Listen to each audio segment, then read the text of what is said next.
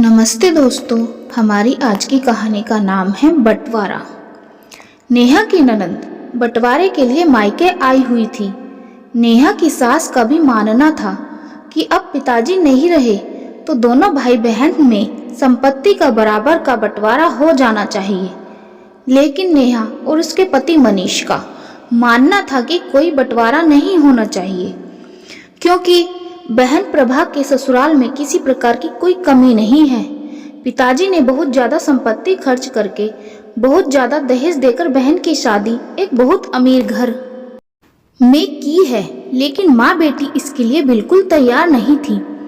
माँ को लगता था कि मेरे पति की संपत्ति पर मेरी बहू नेहा ऐश करेगी, जबकि उस पर मेरी बेटी प्रभा का हक होना चाहिए।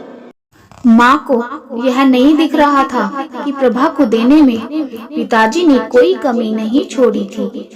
प्रभा की शादी में करीब 1 करोड़ रुपए खर्च किए थे प्रभा के पिताजी ने, और वह 1 करोड़ रुपए अपनी संपत्ति बेचकर ही जमा किए थे। तो क्या उस संपत्ति पर मनीष का और नेहा का हक नहीं था? उन्होंने तो किसी बंटवारे की बात नहीं की, और अब बची हुई संपत्ति का प्रभा को बंटवारा चाहिए। नेहा को बहुत अच्छे से पता था कि प्रभा के ससुराल में उसकी कोई ननंद नहीं है, इसलिए उसे तो कोई हिस्सा बांटना नहीं पड़ेगा। जो कुछ है सब उसका और उसके पति का ही है, और मायके से उसे अच्छी खासी संपत्ति उसकी शादी में पिताजी ने दे ही रखी है, क्योंकि 1 करोड़ की जमीन बेचकर करीब 75 लाख कैश दिए थे।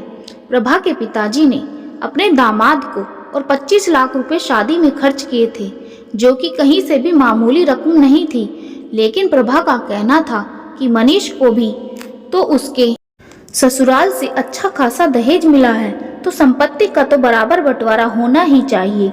नेहा ने बोला, हाँ, मुझे मेरे मायके से अच्छा खासा दहेज मिला है, तो वह मेरे मायके की संपत्ति है, उसका तुमसे क्या लेना देना। और मैं इतना दहेज लेकर इस घर में आई हूँ, तो मैं अपने मायके तो नहीं जा रही हूँ अपने भाई से बाकी के बचे हुए संपत्ति का बंटवारा मांगने। जैसे तुम्हारे पिताजी ने तुम्हारी शादी में यहाँ की संपत्ति बेचकर तुम्हारी इतने बड़े घर में शादी की है, इसी तरह मेरे पिताजी ने भी मेरी शादी में मेरे मायके की कुछ संपत्ति बेची है, तो मेरा कोई हक नहीं बनता कि मैं बची हुई संपत्ति में भाई से हिस्सा मांगने जाऊं। मैं खुश हूँ ससुराल में जितनी संपत्ति मेरे पास है, इसी तरह से तुम्हारे पास भी ससुराल में अच्छी खासी संपत्ति है, फिर भी तुम्हें मायके की संपत्ति का लालच है। प्रभा ने बोला, मुझे उससे कोई लेना देना नहीं, आप अपने मायके में अपना हिस्सा लो या ना लो, पर पिताजी के संपत्ति के तो 2 बराबर हिस्से में करवा कर रहूंगी, और इसके लिए मुझे कानून का सहारा लेना पड़ा तो वह भी लूंगी। प्रभा की माँ यानी कि नेहा की सास प्रभा का पूरा साथ दे रही थी। मनीष ने बोला, तो माँ की जिम्मेदारी भी आधी निभानी पड़ेगी तुम्हें। प्रभा ने बोला, इन सारी इमोशनल बातों का मेरे ऊपर कोई फर्क नहीं पड़ने वाला, मैं मेरा हिस्सा लेकर रहूंगी। यह सारी बातें बोलकर तुम मेरा इरादा बदल नहीं सकते। मनीष और नेहा को समझ में आ चुका था कि प्रभा और माँ कुछ भी करके संपत्ति का बराबर बंटवारा करवा कर रहेंगे। माँ को यह बात बिल्कुल बर्दाश्त नहीं थी कि उनकी बहू उनके पति की संपत्ति पर मजे करे, बल्कि उनकी बेटी के पास वह संपत्ति जानी चाहिए। इसलिए उन्हें बेटा भी नहीं दिख रहा था, और यह भी नहीं दिख रहा था कि बेटी की शादी में पहले ही काफी संपत्ति पिताजी ने बेच दी थी, जिसका कोई हिस्सा बंटवारा नहीं हुआ था। खैर, मनीष और नेहा को समझ में आ गया कि अब कुछ नहीं किया जा सकता, बंटवारा तो होकर रहेगा। तो मनीष ने बोला, ठीक है, फिर कल मैं वकील साहब को बुला लेता हूँ बंटवारे के लिए। कानून पूरा बराबर बंटवारा करवा ही देता है। माँ बेटी खुश हो गई कि चलो अब हमारे मन की हो गई। अगले दिन वकील साहब घर आ चुके थे। वकील साहब ने बोला, सब लोग बैठ जाइए, उसके बाद बंटवारे की बात शुरू करते हैं। तो प्रभा, माँ, मनीष और नेहा वहाँ आ गए। वकील साहब ने बोला, अभी सब लोग नहीं आए, पहले सब लोग को बुला लीजिए। प्रभा ने बोला, अंकल, सब लोग तो आ चुके हैं, अब और कौन बचा है? वकील साहब ने बोला, नहीं, अभी 3 लोग और बचे हैं, वह आने वाले हैं। मनीष ने मुझे उनका नंबर दे दिया था, मैंने उन्हें कॉल कर दिया है। प्रभा को बहुत हैरानी हो रही थी कि कौन आने वाला है। थोड़ी देर में प्रभा ने देखा कि उसकी 3 बुआ वहां आ गई हैं। प्रभा की माँ ने बोला, अरे आप तीनों यहाँ अचानक, क्या बात है? तीनों बुआ ने बोला, अरे भाभी, सुना है संपत्ति का बंटवारा हो रहा है, तो हम भी यहाँ आ गए। इस पर प्रभा ने बोला, हाँ, तो संपत्ति का बंटवारा मेरे और भाई के बीच में हो रहा है, फिर आप लोग यहाँ क्या कर रही हो? वकील साहब ने बोला, प्रभा, जब संपत्ति का कानूनन बंटवारा हो रहा है तो कानूनन बंटवारा ही होगा। तुम्हारे हिसाब से संपत्ति का बंटवारा नहीं होगा कि तुमने चाहा तुम्हारे और तुम्हारे भाई के बीच में बंटवारा हो जाए। ऐसा नहीं होता। कानून सबके लिए बराबर है और मेरे पास सारे संपत्ति के कागज आ चुके हैं, तो इस हिसाब से मैं बंटवारा शुरू करता हूँ। प्रभा और उसकी माँ को कुछ समझ में नहीं आ रहा था कि यह सब कुछ क्या हो रहा है।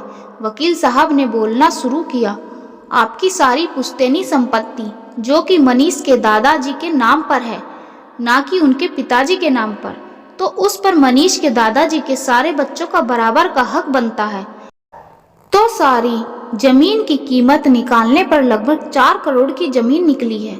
उस हिसाब से 1-1 करोड़ चारों भाई बहनों के हिस्से में आते हैं, तो 3 बुआओं के और 1 करोड़ मनीष और प्रभा के। लेकिन प्रभा की शादी में 1 करोड़ की एक जमीन मनीष के पापा ने बेच दी थी, जिस पर कि तीनों बुआ का भी बराबर का हक था और उनसे पूछा भी नहीं था।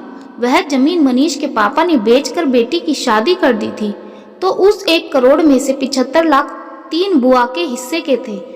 तो जो 1 करोड़ की जमीन मनीष और प्रभा के हिस्से में जा रही है, उसे बेचकर 75 लाख रुपए तीनों बुआ को दे दिए जाएंगे।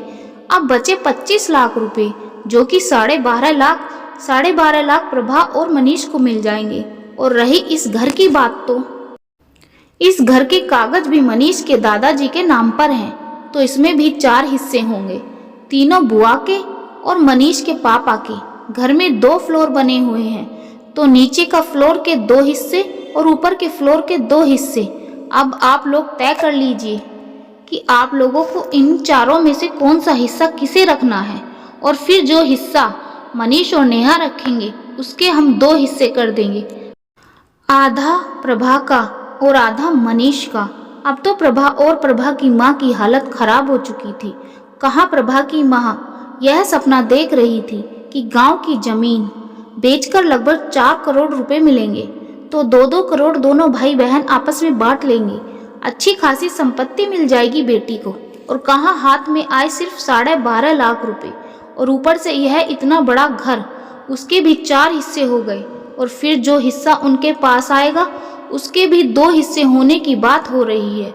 तीनों बुआ बहुत खुश थी और बोल रही थी, हमने तो सपने में भी नहीं सोचा था कि हमें इस उम्र में इतनी संपत्ति मिल जाएगी, वह भी अपने मायके के हिस्से की। माँ ने बोला, शर्म नहीं आती आप लोगों को? इस उम्र में मायके आई हैं हिस्सा बंटवारा करवाने। तो तीनों बुआ ने बोला, भाभी, शर्म क्यों आएगी? जब हमारी भतीजी अपने मायके में अपना हिस्सा ले सकती है, तो हम क्यों नहीं ले सकते? कानून तो सबके लिए बराबर होता है ना। उनकी बात सुनकर प्रभा को तो मानो सांप सूंघ गया था। कहाँ वो खुद को 2 करोड़ की मालकिन समझ रही थी, और कहाँ उसकी तीनों बुआ करोड़ों की मालकिन बन गई। अब प्रभा और उसकी माँ को कोई बंटवारा नहीं चाहिए था, लेकिन मनीष और नेहा को बंटवारा चाहिए था। मनीष ने बोला, अब तो बंटवारा होकर रहेगा। प्रभा ने बोला, क्या भाई, कैसी बातें कर रहे हो? मुझे कोई बंटवारा नहीं चाहिए। माँ ने बोला, पागल हो गया क्या मनीष? अच्छी खासी संपत्ति है, क्यों बंटवारे के चक्कर में अपने घर की संपत्ति बुआ के घर भेज देना चाहता है? इस पर नेहा ने बोला, क्यों? जब अपने घर की संपत्ति प्रभा के घर जा रही थी तो आपको कोई दिक्कत नहीं थी, पर अब वही संपत्ति बुआ के घर जा रही है तो आपको दिक्कत हो रही है। अब तो बंटवारा होकर रहेगा माँ जी, वह भी कानूनन। एक ईंट का बंटवारा बराबर होगा। माँ ने जोर से बोला, कोई बंटवारा नहीं होगा। वकील साहब ने बोला, मैडम, कानून आपके हिसाब से नहीं चलता। आपने खुद बंटवारे के लिए मुझे बुलाया है, और बंटवारा जब कानूनन होगा तो ऐसे ही होगा और कोई रास्ता नहीं है। प्रभा की माँ ने बोला, मुझे कोई बंटवारा नहीं चाहिए। लेकिन तीनों बुआ ने बोला, हमें बंटवारा चाहिए भाभी। मनीष और नेहा ने भी बोला, हमें बंटवारा चाहिए। अब प्रभा और उसकी माँ को कुछ समझ में नहीं आ रहा था कि क्या किया जाए। उन्होंने अपने पैर पर खुद ही कुल्हाड़ी मार ली थी। मनीष और नेहा ने बोला, और हाँ प्रभा, अब बंटवारा जब हो ही गया है तो तुम्हें यहाँ आकर अपने हिस्से में रहकर माँ की सेवा भी करनी पड़ेगी, क्योंकि माँ की जिम्मेदारी सिर्फ मेरी नहीं है। मैं माँ की जिम्मेदारी निभाता अगर तुम बेटी बनकर तीज त्योहार पर मायके आती और हक से अपना नीक लेती, लेकिन तुमने भाई बनकर हिस्सा लिया है तो तुम्हें भाई बनकर जिम्मेदारी भी निभानी पड़ेगी। आज से तुम मेरी बहन नहीं भाई हो, तो तुम्हें यहाँ पर रहकर माँ की पूरी जिम्मेदारी उठानी पड़ेगी। और हाँ, पिताजी के अंतिम संस्कार में तुमने कोई योगदान नहीं दिया, तो जब श्राद्ध का महीना आएगा तो तुम पिताजी के श्राद्ध में भी बराबर का योगदान करोगी। माँ ने बोला, पागल हो गया है क्या मनीष? यह सब प्रभा क्यों करेगी? यह तो बेटे बहू का काम होता है। प्रभा अपने ससुराल का देखेगी या मायके का? नेहा ने बोला, माँ जी, आपके हिसाब से सब कुछ नहीं होगा। जब यह सब कुछ बेटे बहू का काम होता है तो ससुराल की संपत्ति भी बेटे बहू की होती है, ना कि बेटियों की। और अगर संपत्ति में बेटा बन के हिस्सा लेना है तो बेटा बनकर फर्ज भी निभाना पड़ेगा। यह तो बिल्कुल नहीं होगा कि जब दिल किया बेटी बन गई और तीज त्योहार ले लिया मायके से, और जब दिल किया तो बेटा बन गए और हिस्सा ले लिया। प्रभा और उसकी माँ के पास नेहा और मनीष की बातों का कोई जवाब नहीं था। प्रभा ने अपने लालच में आज अपना मायका पूरी तरह खो दिया था। प्रभा की माँ ने अपनी बेटी के प्यार में पागल होकर, ताकि बहू उनकी संपत्ति पर मजे ना कर सके, अपनी बेटी का मायका हमेशा के लिए छुड़वा दिया था। मनीष और नेहा हर हाल में बंटवारा करवाने के पक्ष में थे और बंटवारा हो गया। तीनों बुआ ने आपसी सहमति से अपना हिस्सा मनीष के नाम पर कर दिया, क्योंकि तीनों बुआ प्रभा के जैसी नहीं थी और उनका कहना था, हमारी शादी में हमारे पिताजी ने अच्छा खासा खर्च किया था, तो हमें मायके में कोई हिस्सा नहीं चाहिए। लेकिन हाँ, हम अपने भतीजे का साथ हर हाल में देंगे, इसीलिए हमने अपना हिस्सा लिया है और हम अपना हिस्सा अपनी मर्जी से अपने भतीजे को दे रहे हैं। अब प्रभा के पास बंटवारे के नाम पर ज्यादा कोई संपत्ति भी नहीं थी और मायके से भी रिश्ते खराब हो चुके थे। साथ में मायके की जिम्मेदारी भी उसके सिर पर पड़ चुकी थी।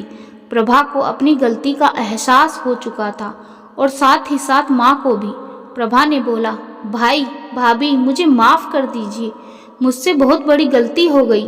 मुझे कोई हिस्सा बंटवारा नहीं चाहिए। जो जैसा चल रहा था वैसा चलने दीजिए, बस मेरा मायका हमेशा बना रहे। लेकिन नेहा और मनीष अब इस बात के लिए तैयार नहीं थे और उन्होंने बोला, प्रभा, यह तुम कैसी बातें कर रही हो?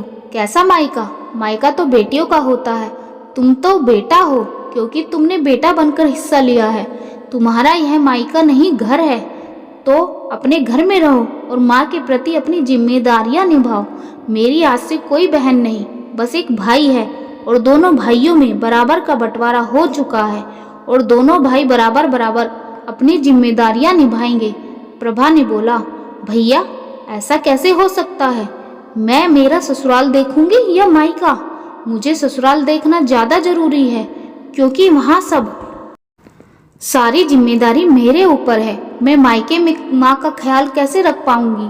नेहा ने बोला, तो यह सब कुछ तुम्हें पहले सोचना चाहिए था। प्रभा की माँ ने बोला, यह तुम प्रभा से कैसे बातें कर रही हो और उसका नाम ले रही हो? तुम्हें पता है ननंद का नाम नहीं लिया जाता बल्कि दीदी कहा जाता है। नेहा ने बोला, माँ जी, किस गलतफहमी में जी रही हैं आप? प्रभा मेरी ननंद थी और अब जब तक ननंद थी मैं दीदी कहकर ही बुलाती थी, पर अब प्रभा मेरी ननंद नहीं बल्कि मेरा छोटा देवर है और देवर का नाम तो लिया जाता है ना, कहकर मनीष और नेहा अपने तीनों बुआओं को गेट तक छोड़ने चले गए और जाते जाते उनसे यह बोला कि बुआ, आप लोग तीज त्योहार पर आते रहना। आखिर बेटियों के तीज त्योहार पर आने से ही तो घर की रौनक होती है और इस घर की बेटियां आप ही हैं।